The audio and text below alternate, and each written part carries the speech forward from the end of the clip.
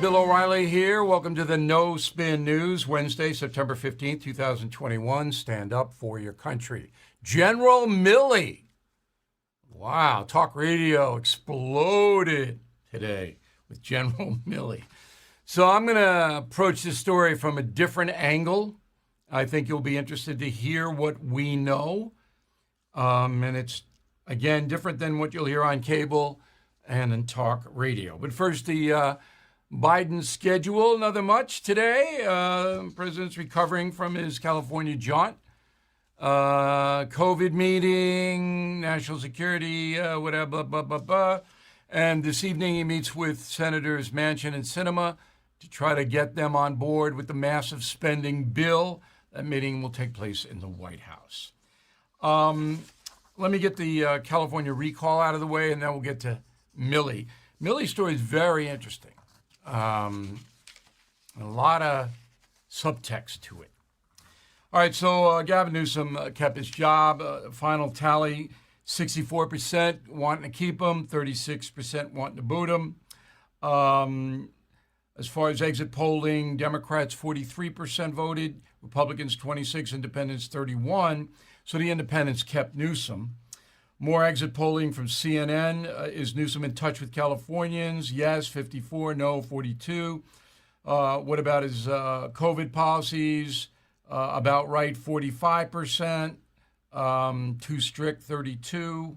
And on and on. The bottom line here is that Newsom had $75 million. He linked up Larry Elder, who would have won the governorship if Newsom was booted, with Donald Trump. It was Trump. In California, they're still there, I guess. And here's what Newsom said. I said this many, many times on the campaign trail. You know, we may have defeated Trump, but Trumpism is not dead in this country. The big lie, January 6th insurrection, all the voting suppression efforts that are happening all across this country, what's happening, the assault on fundamental rights, constitutionally protected rights of women and girls. Yeah, all right. So California's gone. In our lifetimes, it's never going to come back. And the reason is it has the most poor people of any state, and they are dependent on the government, state and federal, for money. And Democrats just keep up in that. So they're always going to vote for the Democrats. And then the elite in California, the really money people, Silicon Valley, Hollywood, all of that, far, far left people. And it's not going to, the 36% of Republicans or whatever, you have no voice. It's just not coming back. And here's the interesting thing. New York and Illinois are the same category as California. So in any presidential race, Democrats start out with immediately 104 electoral votes out of the 270 needed. So they start out with about 40% from three states that are never going to vote Republican again. That's interesting, isn't it? All right. Is this a lifeline for Biden, the recall going the Democrats' way? No. Quinnipiac poll just out. Do you approve of Joe Biden's job performance? Approve 42, disapprove 50. He's sinking, and I think he will continue to sink. Let's go to General Milley. Put his picture on up there because, a lot of people don't even know who General Milley is. He's a top commander in the United States, the chairman of the Joint Chiefs of Staff, 63 years old. He's got an impressive educational resume, 2 master's degrees. He was nominated for the job in 2018 by Donald Trump. Trump thought he was a good guy. I don't think so anymore. And then Milley, has served his country honorably all these years. But is he an honorable man? We'll find out. So Woodward and a guy named Costa write a book called Peril. And it's what Woodward always does. And I analyze his last book. I'm not going to do I'm not even bothering with Peril. All right, because how this works is if you are a recognizable author, as I am, as Woodward is, you go to your publisher and you give them an outline of what you'd like to write next. And the publisher says yes or no and pays you millions of dollars if they like it. That's how it works. Now, in Woodward's case, he has to write a book about Trump being a danger to the country. That's what he's done for the past 5 years. Trump's bad. Okay? And I think he's got 3 bad Trump books. This is the 3rd. He also includes Biden in his book to take a little bit of the edge off. So there are reports that the book has 200 anonymous sources. I don't know whether that's true or not, but I know 90% of the sources in the book are anonymous. You don't know who they are. And that's easy. You can make any kind of storyline based on anonymous sources. It's simple. So there are a couple of things here with Milley, all right? Apparently, he made some calls to China right after the January 6th attack on the Capitol. And in those calls, he told the Chinese, according to Woodward, that don't worry about any craziness from Trump. Yes, he is a loon. This is Milley's words. But I'm controlling the nuclear stuff, and it's not going to be, nothing's going to happen. Is that true?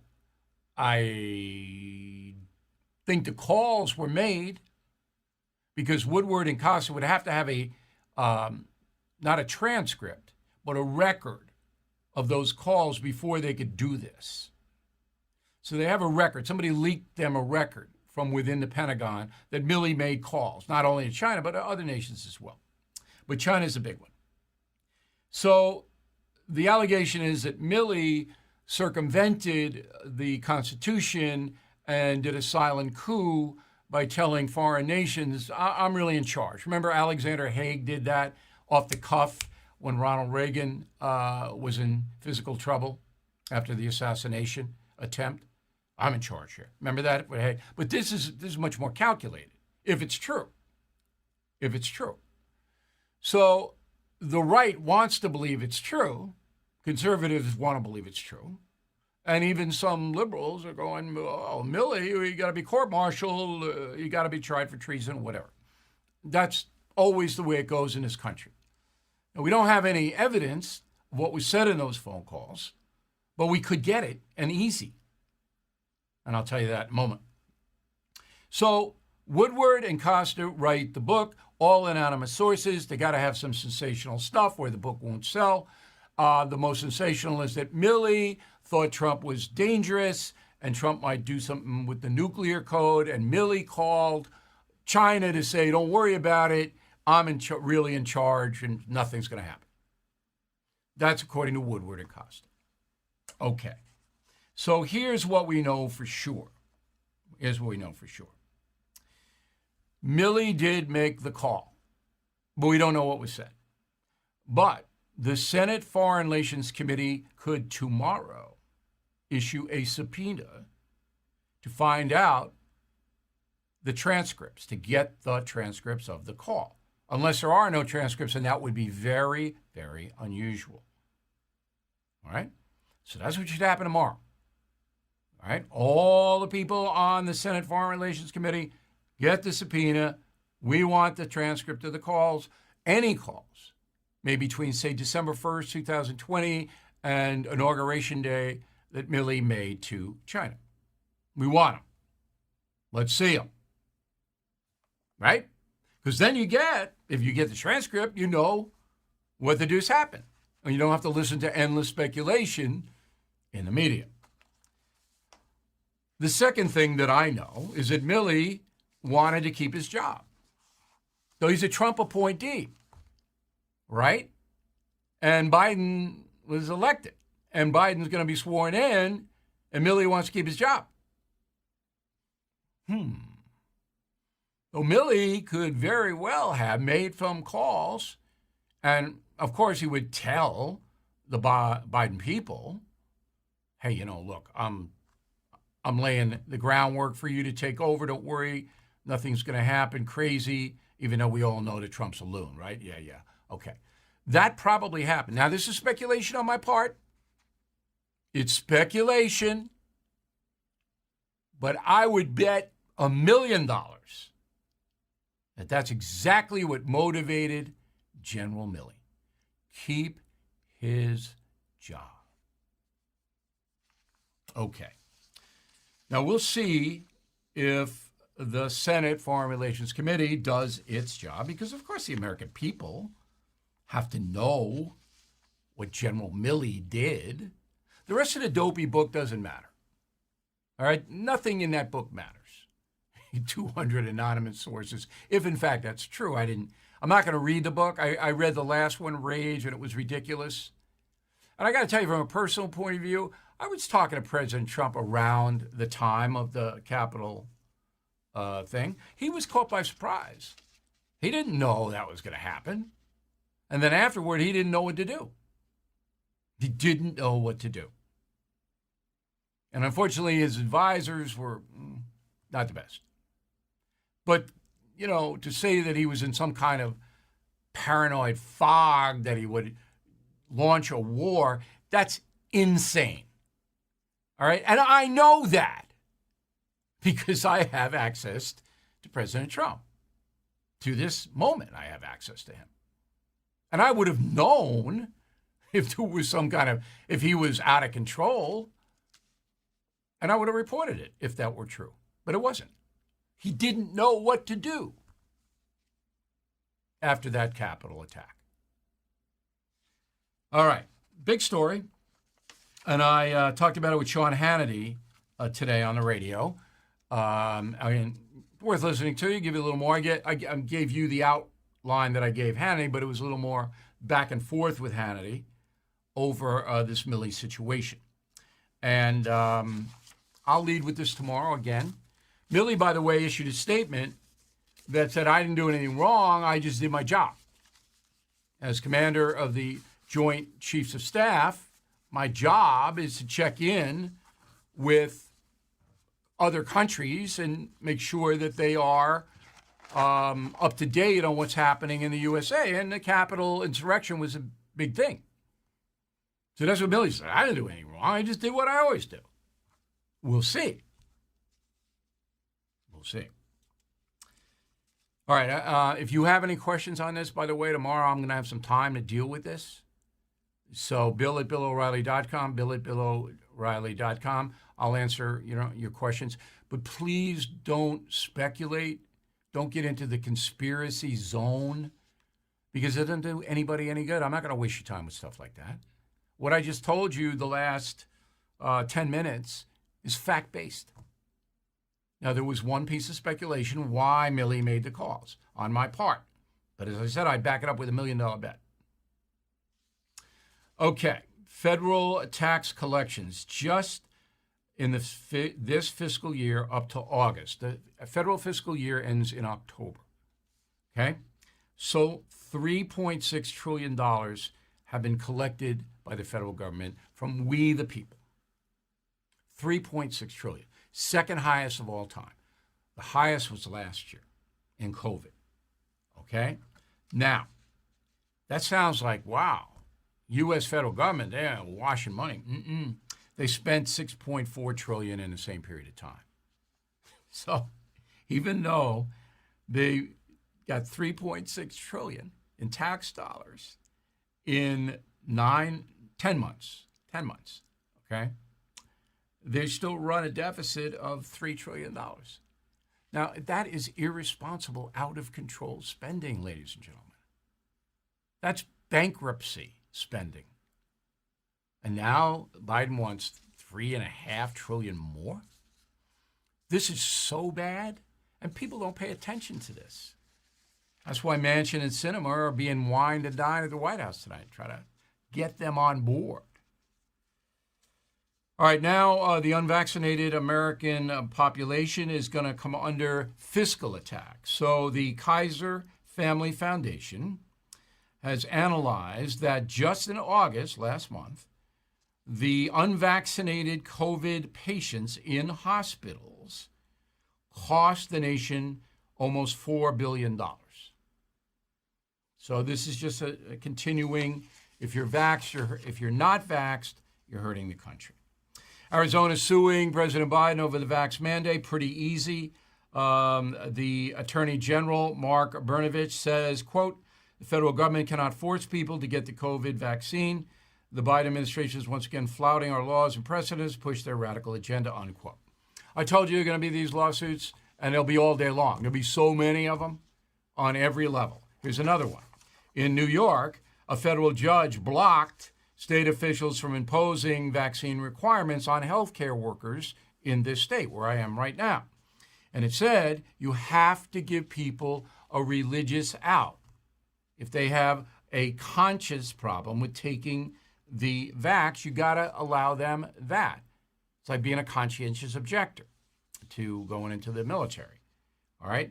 Now, the religious objection is along fetal cell lines. That means that after a fetus is killed in an abortion, they take the poor fetus and they use parts of it in medical research. All right? And Catholics and others say that's an abomination. We don't believe in that. So anything that comes from that, fetal tissue research, we're not going to participate in. That is the religious objection. And that will prevail in the federal courts. Not all vaccines use the fetal lines. Some did, some didn't. And I don't know which is which. When I find out, I will tell you. Not easy to get that information. NBA players not required to get vaxxed, even though about 85% of them are vaxxed. Okay? That the union says, no, you're not going to force the other 15. Nope. So they're going to play their season, start their season with unvaxxed players on the court. And this ties into the African-American reluctance, and I'm speaking generally, to be vaccinated against COVID. Just 30% of the entire American African population is vaxxed, fully vaxxed. 70% are not. You never hear the media say this. It's all Trump unvaccinated people. They're the evil one. African Americans, silence. You know it. Okay. But that's what this is all about. So my guest tonight has written a book on Black Lives Matter, and in conjunction with this stat, the staggering stat that 70% of the African-American community is not fully vaxxed. I looked to see if Black Lives Matter put out a statement. Yeah, they did, but it's not the statement you might think. So if Black Lives Matter, that means that you would want blacks to be protected against COVID because some of them have underlying conditions, and if they get the virus, it could kill them, right? Black Lives Matter? No. Here's what Hawk Newsom, the co-founder of Black Lives Matter Greater New York, says, quote, I would say the government has shown a disdain to black people, so why should we trust them? There's been historically the Tuskegee experiment testing of syphilis on black people. So that justifies not getting vaxxed if you're black. That's Black Lives Matter posture. So joining us now is Mike Gonzalez. He's a senior fellow at the Heritage Foundation. And he has a new book out called BLM, The Making of a New Marxist Revolution. I have read about half the book, and there is very good information in that book. So, Mr. Gonzalez, I read about half your book, and it's accurate, and there's a portion of it or a page of it on me, and I'm going to talk about that in a minute. But what I'm taking away from Black Lives Matter, and we all know it's Marxist, there's no doubt about that. The women who run it admit it, as you say in your book, they're not trying to hide it. It's a communist organization. But the money that's going in there is astronomical. And the Tides Foundation is the key money player to providing Black Lives Matter with all this financial largesse. Tell me about the Tides Foundation. Well, yeah, the Tides Center has become the fiscal sponsor of Black Lives Matter Global Network Foundation, the main BLM organization. As you know, it got its money, it gets its money from Soros. It is really a front for some of the worst leftist organizations around. It has been giving money, by the way, for a very long time. Black Lives Matter itself emerges when George Zimmerman is acquitted in 2013. But you see the involvement of the Tides Foundation with the National Domestic Workers Alliance, which is where Alicia Garza comes from, where she really that's another socialist front, by the way, the Domestic Workers Alliance.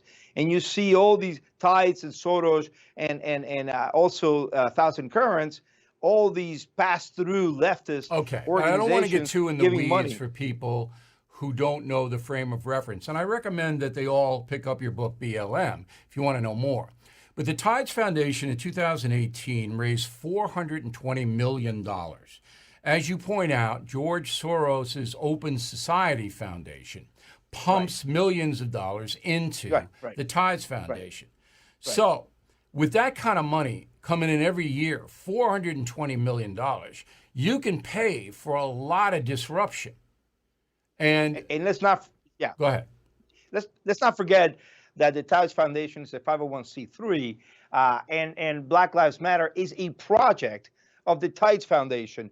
So it's completely murky. We do not know how Black Lives Matter spends its money. When it came out in the New York Post that Patrisse Cullors had bought 3 houses, we have no idea how the money There's no regulatory body looking at them, but they do look at the Tides Foundation. And the point of your book is that these people in Black Lives Matter can mobilize and have demonstrations and have pressure campaigns, and they have a lot of offshoot groups. But they can do it in a heartbeat because they are paying people, organizers all over the country, to have databases of people they can get out in the street. There's none of this is spontaneous. This is a well-organized, well-funded movement to turn the United States from a capitalist country to a communist country. Or am I wrong? Thank you. Thank you. Thank you for putting it exactly right, Bill, if I may call you Bill. Sure. BLM, in its 2020 Global Impact Report, boasts of the fact that it sent out 127 million emails in the second half of 2020. That's an astonishing number of emails with an open rate of, get this, 63%. The average for nonprofits is 25%. And it says itself, it boasts again that out of these emails, 1.2 million actions were taken that it knows about. So in other words, Black Lives Matter sits there at the middle of the chaos and disturbances as a city's burned, organizing all of this. They themselves admit it. The press does not report it. Press and company excluded, obviously. Okay, so when you have a powerful entity like that, working very, very quietly and covertly behind the scenes to disrupt American capitalism by using race primarily to do it.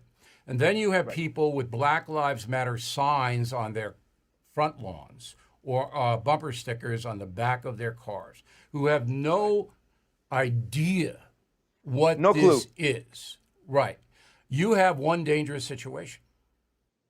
Right. And the reason for that is because the media refuses to do it. And the political class, Bill, also has to come in for a great deal of criticism. Both parties. People say, well, it's just the Democrats. No, the Republican Party has shown a particularly lack of spine in doing this. They don't want to say anything because Black Lives Matter is a beautiful slogan. Hey, I subscribe to Black Lives Matter. Black Lives Matter to me as a concept. I don't say all lives matter. I say Black Lives Matter because of the historical reasons. But the organizations and their founders is something else entirely. And when you give money to Black Lives Matter, you don't give money to a concept, you give money to organizations which, as you rightly say themselves they want to overthrow, quote unquote, the organizing principle of society. Right. That's the not capitalistic just the system run by the white patriarchy. Right. Do you believe most African Americans have any clue about this? What's really happening? No, they do not. And in fact, there are many ways the victims. If you look at the horrendous spike in the homicide rate, anywhere between 25 and 35%, as a result of the police pulling back, and the few criminals that are being arrested are not charged because of the rogue prosecutors. So we have thousands of lives that are being lost. As you know, Bill, African Americans make up over 50% of the victims of homicides. So they're overrepresented in the numbers of people who are getting killed. A society where the police is defunded, that has no prisons and it has no courts, will be completely chaotic and awful for the poor. The rich are always going to be able to take care of themselves. Why doesn't Black Lives Matter care about that? Because, as you put it, they are Marxists. They're trained Marxists. And when Patrisse Cullors says that, she means it. She was recruited by Eric Mann. That is his word, not me. Eric Mann, a former member of the Weather Underground, boasts in his book, Playbook for Progressives, that how he recruited Patrisse Cullors when she was a young woman and trained her as a Marxist in his community labor strategy really center. Amazing. It really is amazing. All right, now, in your book, you have a page on the other organizations that tie into Black Lives Matter. One of them is a group called Color of Change, which was founded by CNN's Van Jones, who at one time said he Also was from a Eric Mann. communist. What? Also from Eric Mann. Also recruited and trained by Eric Mann. Okay. But Jones is a visible face. People don't know Eric Mann. I don't think Jones is running Color of Change anymore. Now, Color of Change was one of the organizations that attacked me 4.5 years ago. Totally bogus, made it up, but they mobilized fast with people carrying signs and all of that. And I said to myself, you know, this is a well-orchestrated hit campaign on me. And then I gave a lot of that information to the Washington Post reporter who wrote the story, and the Washington Post editors killed the story, even though it was true, because it was generous toward me. Now, 2 questions. That plays right into your belief that the media whitewashes, won't report the truth about Black Lives Matter, Color of Change, and the other radical organizations. And the second question, most important question, is this Color of Change outfit, all right, how dangerous are they? To your first question, Amazon just informed us yesterday, this is fresh news, that they will not run our ads. They will not run our ads because this is controversial material. So we won't be able to discuss matters of public policy, because all matters of public policy are controversial. If you do in a book, Amazon will not run it. But they're still selling your book, though, right? They're still selling the book, and people who want to buy it go to Amazon. And the book is selling really, really well without the ads that Amazon refuses to run, because Amazon is part of the whole compendium. The cabal, right? The cabal. And look, Color of Change is a partner of the movement for Black Lives, which I talk about less, but it's also another suite of networks that is incredibly Marxist. That, by the way, they don't bother to clean their website. If you go to the website, they say they want to revolutionize society. So Color of Change is a partner, one of the affiliate members of the movement for Black Lives, which is also really, really important. Okay. Final question for you. Many Americans, they're not going to read your book. It's they don't read any books, and it's hard to get their attention. If you had one message to the American people, traditional Americans who don't want their country overthrown by radical leftists, what can they do to stop BLM and others from succeeding? Become informed. An informed populace, an informed electorate is the best weapon we have against anything like this. Become vocal. Test the limits of your comfort zone. Don't get fired or anything, but speak out. If somebody wants to have a training program in your place of work, speak out against it. Speak out against critical race theory indoctrination of your children. When people tell you they want to give money to Black Lives Matter in your name, enlighten them as to what is taking place, what is happening, what is the real truth of this. I actually, Bill, I'm very optimistic. I see the American people. I traveled extensively. The American people I do not agree with this. And in fact, the more this information No, they gets don't. out, the Most less of them support there is for BLM. The other optimistic thing is some of the sponsors who initially pumped money into Black Lives Matter have now pulled back, correct?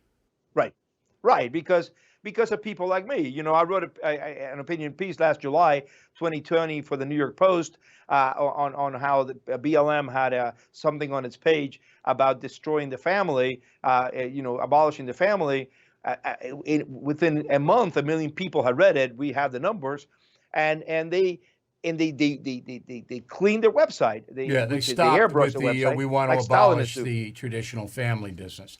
Yeah. All right, Mike, the book is BLM, The Making of a New Marxist Revolution. You can get it on Amazon, everywhere else. It's a very important book in the sense that there's nobody really else doing this, and that's why we have Mike Gonzalez on tonight.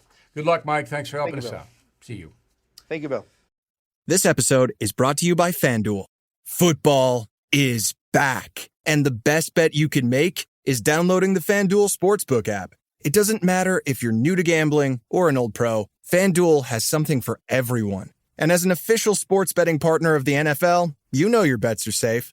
There's also never been a better time to use FanDuel, because right now, you'll get up to $1,000 back if your first bet doesn't win. You can even turn a small wager into a big payday with a same-game parlay bet. Just sign up with the promo code SPOTIFY to place your first bet risk-free on FanDuel Sportsbook. Download FanDuel today. 21 plus and present in Virginia. First online real money wager only. Refund issued as non-withdrawable site credit that expires in 14 days. Restrictions apply. See terms at sportsbook.fanduel.com. Gambling problem? Call 1-800-GAMBLER.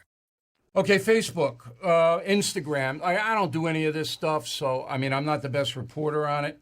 But there is research, internal research, that has come out that says that Instagram is hurting young people.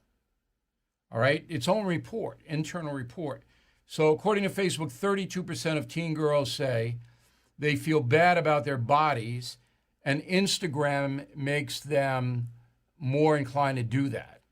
Because you show pictures, I guess, of people in good shape. I don't know. In Great Britain, 13% of British teens say they have had suicidal thoughts because of Instagram. 6% of American teens say that. This is according to material reviewed by the Wall Street Journal. All right, so again, if you are a parent, see, I'm really at a disadvantage because I don't live in this cyber world. I don't know Instagram I just don't do it. I don't even have a Facebook account. I can't. All right. Number one, that would be a tremendous intrusion on my life. And number two, I don't have time to do all this. I have to do serious stuff, as you see tonight and all we're presenting to you. But if you're a parent, you know your kids are living on all this stuff, and you got to really talk to them about it. You can't censor it because the kids, that's their whole social life now on the net. And you can't isolate them, but you got to be engaged. And if they're feeling blue and they're not acting right, you got to really get out in front of that. It's not like, oh, well, teenagers are like that. The pressure on teenagers today, 1,000 times worse than when I was a teenager. 1,000 times worse because of all of this. Okay, this is a good this day in history. Marco Polo. And I'm not talking about the pool game, Marco Polo. There he is. There's Marco. He was born 767 years ago today, all right? And in the Venice area, I believe. So Marco was a very inquisitive boy. And at age 17, he and his father set out, they had some money, for China from Venice.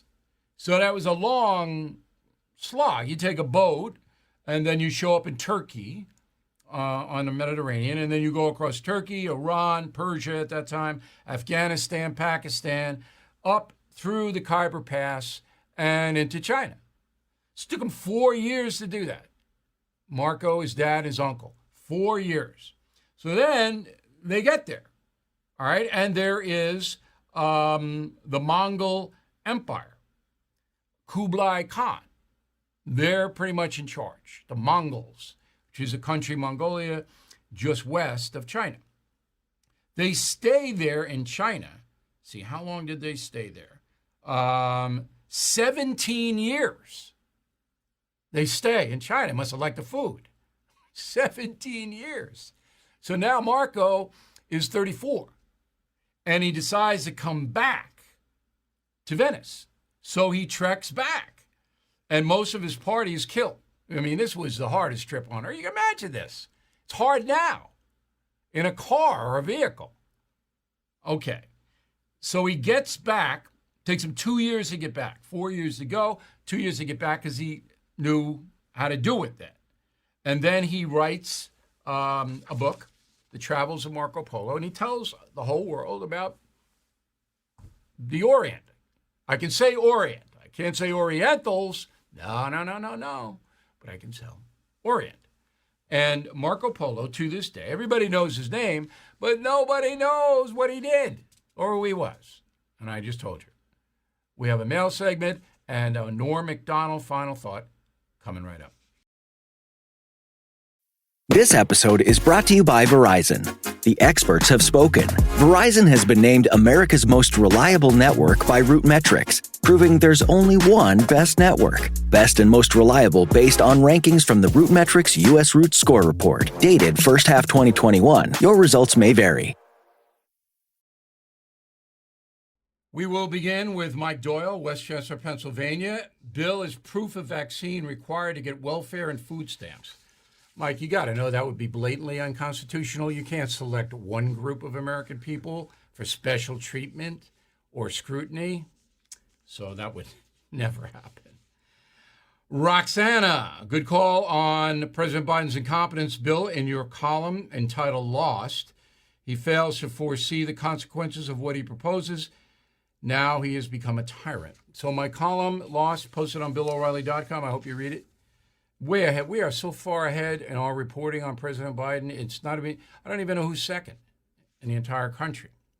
Susan, Bill, you said Mr. Biden doesn't understand cause and effect. I beg to differ. He doesn't care. All right. Maybe he doesn't care. I can't read minds. Roxanne Siegel, DeLand, Florida. This question regarding former President Bush 9/11 speech. When he referred to home terrorists and tearing down monuments, my first impression was that he was referring to Antifa and the riots, also the tearing down of our cities such as Portland. Why did every media, including you, Bill, think he was referring to right-wing extremists? Because in the past, Mr. Bush has selected them for special scrutiny. As I discussed last night, I could be wrong on this, but I'm putting it into context, Roxanne. But it's a good observation that you make. John Kilfoyle, Levittown, New York. All right, John, talking to a fellow Levittown guy. After I saw video of AOC strutting around in that gown, there's no doubt in my mind this country is run by evil hypocrites. Well, she certainly doesn't see herself as evil. She sees herself as a socialist communist. You know, power to the people. Let's give everybody's money to them. Now, is that evil? I think so. I think taking my stuff that I've worked very hard to earn, that I have a right to give to my children, taking it away from me, is evil. Candy Calloway, Bryceville, Florida. Bill, love the bumper sticker. Throw that bumper sticker up there. And yes, it is funny. I'm thinking you're preaching to the choir, however. It's been a long time since I've run across a Democrat with a sense of humor. They won't get it. Oh, they'll get it. They'll get it, Candy. So I want everybody to get these. But it's funny. We're not doing it to be mean. Regret your 2020 vote? Yeah, with the little bird. the eagle. So we're selling them in packs of 5, and just give them out. Now, if you buy any of my books, including Killing the Mob, you get 2 regret bumper stickers free. All right? So we're always trying to look out for you. If you haven't read any of the Killing books, there are 10 of them out there. If you haven't read Mob, shame on you. But now you order from us, you get 2 bumper stickers free. I love the stickers. Now, I want to see them on Long Island and Manhattan, Jersey, and Connecticut. Come on, because I'm driving around, I'm looking. Let's get those on your car. And the tour, you know about the Trump tour. I'm going to start marketing that in 2 weeks, so you'll be hearing a lot about it. Nice tickets still remain. So go to BillO'Reilly.com. We'll whip you right over to the box offices, Fort Lauderdale, Orlando, Dallas, Houston. In December, great Christmas gifts. Don't be bumptious when writing to BillO'Reilly.com. Back with the final thought in a moment. So I'm glad to see that Norm Macdonald got a lot of tributes. Now, I've known Norm. He's a friend of Dennis Miller. He was a really great guy, dying of cancer, 61. No one knew how ill he was. He kept it quiet, and I admired that. He didn't want to bring any pain to his family. He didn't want people to see him in a different way. I admire that. So I'm going to run a clip on Saturday Night Live from Norm, then I'm going to tell you a story. Go. Mr. Reynolds, what are you doing? Yeah, I found this backstage. Oversized hat. It's funny. No, it's not. Sure it is. It's funny. It's funny because it's bigger than a normal hat. I see that. Get back to your podium. Take a look at that. Yeah, I see it. Go back to your podium. It's not funny. What's going on? Norm was great. So I saw him at the Paramount Theater in Huntington, Long Island, and I brought my son, who's a teenager, and Norm was so nice to my son, I could not even believe it. In fact, he put him on his podcast. So Norm put my son on his podcast. They had a blast. He didn't have to do that. I didn't ask him to do it. I mean, this is the kind of guy that Norm Macdonald was. I mean, it's just, when I heard that yesterday, I just went, oh, one of the really, really good guys, 61. Oh. So anyway, I'm offering Mass this Sunday for Norm Macdonald, and got to miss him. We'll see you tomorrow.